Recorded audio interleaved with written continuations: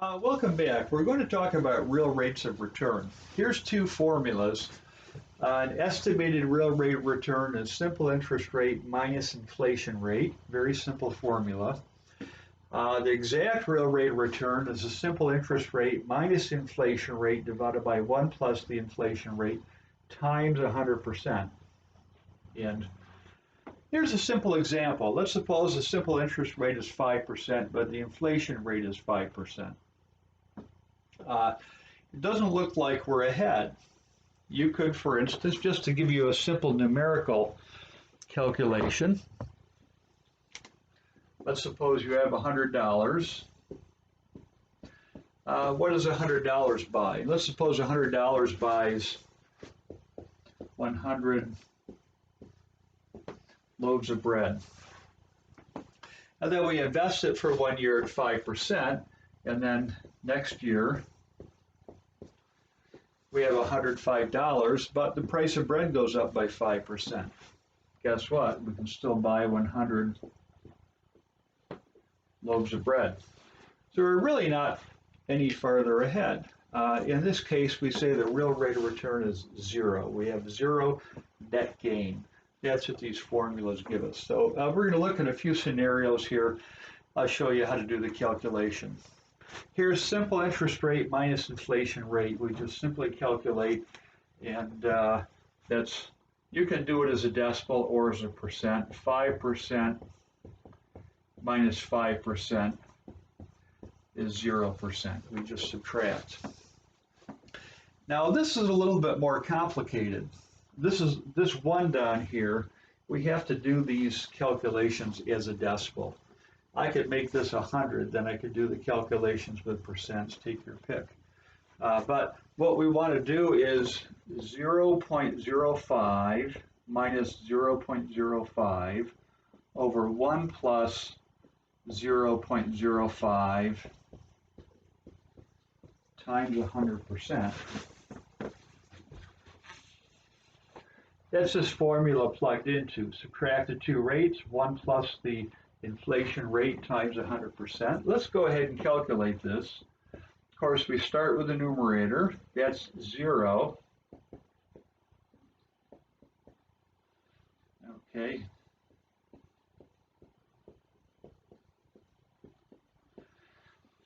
Here you can just add 1 plus 0.05 is 1.05. 0 divided by that is 0. So you're going to have 0 times 100%. Which is 0% no matter how you slice it. Now let's suppose we have a 1% interest rate and a 2% inflation rate. That's what's currently going on with certificates of deposit. If you put your money in a bank, certificate of deposit, CD, it's government insured by the Federal Deposit Insurance Company. It's very secure, but a lot of the rates are less than the inflation rate. So in the end, you're going to lose money. Still better than putting it in your mattress. If you put your money in your mattress, you get 0%, 2% inflation. And not only that, somebody can steal it and you're out of the money. So here at least it's secured. Well, the estimated real rate of return, 1% minus 2%, is negative 1%. So your estimated purchasing power went down by 1%. If you're buying potatoes with your money, a year goes by, you can buy 1% less potatoes, according to that inflation rate. Now we're going to use this exact, the reason why we divide by this factor is because we're inflating everything by that rate. So simple interest rate minus inflation rate, 0.01 minus 0.02 over 1 plus 0.02 times 100%. Let me show you how to break this down. This you can usually do in your head, but feel free to use a calculator. We're going to do these two computations, rewrite it, take your time, 0.01 minus 0.02 minus 0.01. The denominator is 1.02. You can always just append that decimal onto the 1 times 100% equals. Now we're going to do this on a calculator.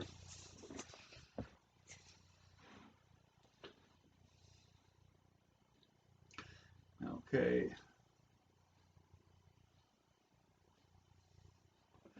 And I get 0.0098.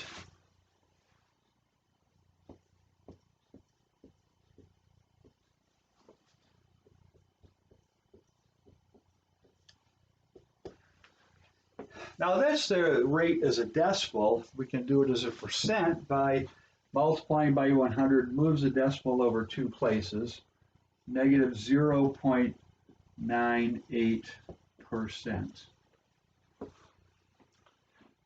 Okay, it's very close to this. 0.98 is very close to 1.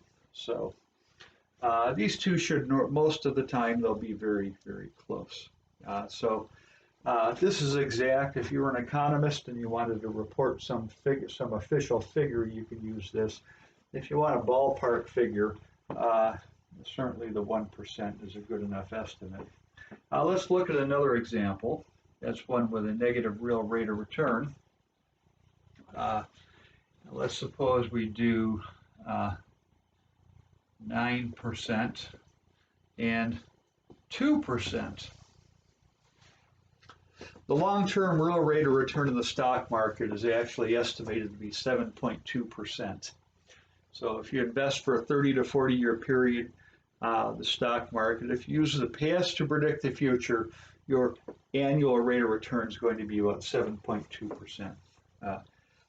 That's a standard benchmark. As we move on to compound interest, I'll give you an idea of how that's calculated actually. I'll show you how it's calculated. So let's suppose we earn 9% in the stock market, but inflation's 2%. This is going to give us, this is a ballpark figure. Actually, the value of dollars in the stock market may go up by 9%, but a historical inflation rate is a little over 2%. I think it might be 2.2% or something. If you look at how inflation tracks over the last 100 years, for instance. So you can't just look at the growth, you have to factor in inflation, because this way, when you forecast into the future, you really want to know what you're going to be able to buy. Well, very simple calculation, 9% minus 2% equals 7%. That's an estimate. And then we'll use our formula, 0.09 minus 0.02 over 1 plus 0.02 times 100%. Okay. Now we'll break it down. What's 9 minus 2? 0.07 over 1.02 times 100%. Okay. And let's see, 0.07 divided by 1.02 equals 686.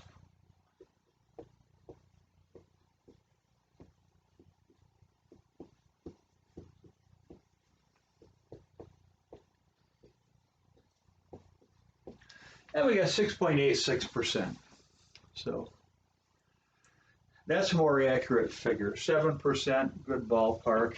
But if I were going to take an average rate of return and an average inflation rate using precise historical data, I would report 6.86%. So that's all there is for this. It's good. You're learning how to break down a formula. That's a good numerical exercise. That's all for this section. Just one point of mention. I have a rule that for the formulas in this course, generally state the formula, identify the variables, substitute. You can deviate from that rule in this section. These formulas are so verbose, you don't have to write them all out. So you can just go ahead and substitute, calculate, as long as you show some work. Don't just submit your test with just a number. You should show these calculations broken down somewhat. So, okay, that's all for this.